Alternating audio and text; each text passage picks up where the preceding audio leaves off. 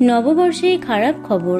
অভিনেতা রাহুল অরুণোদয় ব্যানার্জির আকস্মিক মৃত্যুতে আর্টিস্ট ফোরামের তরফে ব্যান করা হয়েছে ম্যাজিক মোমেন্টস লীনা গাঙ্গুলি এবং শৈবাল ব্যানার্জিকে, যার ফলস্বরূপ আচমকা বন্ধ করা হয়েছে চিরসখা ধারাবাহিকটি।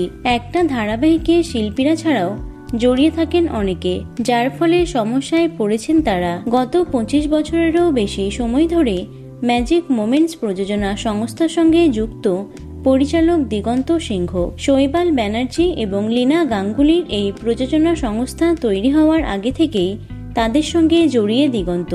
কেয়াপাতার নৌকা থেকে গুড্ডি, তাদের প্রায় সমস্ত আলোচিত ধারাবাহিকের পরিচালকই দিগন্ত। তবে আচমকা ধারাবাহিকটি বন্ধ হওয়ায় বিপদে পড়েছেন তিনিও। দিগন্তের বক্তব্য, শুধু যে তিনি সমস্যায় পড়েছেন তা কিন্তু নয়, সঙ্গে ধারাবাহিকের সম্পাদনা যারা করেন সেই টিমের সদস্যরাও অন্ধকারে, কি করবেন ভেবে পাচ্ছেন না। 25 বছরের বেশি সময় ধরে যাদের সঙ্গে যুক্ত, কিভাবে এই অবস্থায় তাদের ছেড়ে দিই, সেটা তো সম্ভব নয়। আর এত বছর যেহেতু অন্য কোনো প্রযোজনা সংস্থার সঙ্গে কাজ করিনি, তাই হয়তো সেভাবে অন্য সুযোগও আসছে না। বেকার বসে রয়েছি, খুব চিন্তা হচ্ছে, সংসার কি করে চালাবো ভেবে পাচ্ছি না। দিগন্তের পরিবারে 2 সন্তান, স্ত্রী এবং বয়স্ক মা রয়েছেন।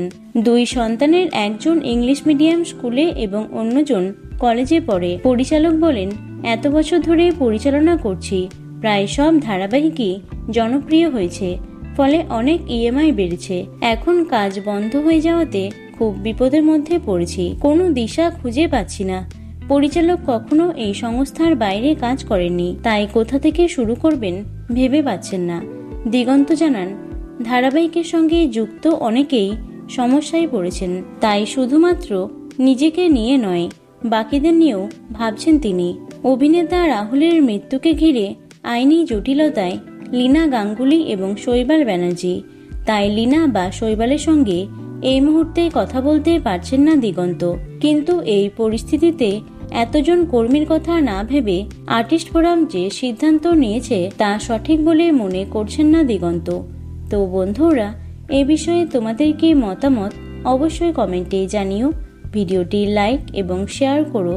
এছাড়াও টলি দুনিয়ার অন্যান্য খবর পেতে চ্যানেলটি অবশ্যই সাবস্ক্রাইব করে রেখো। ধন্যবাদ।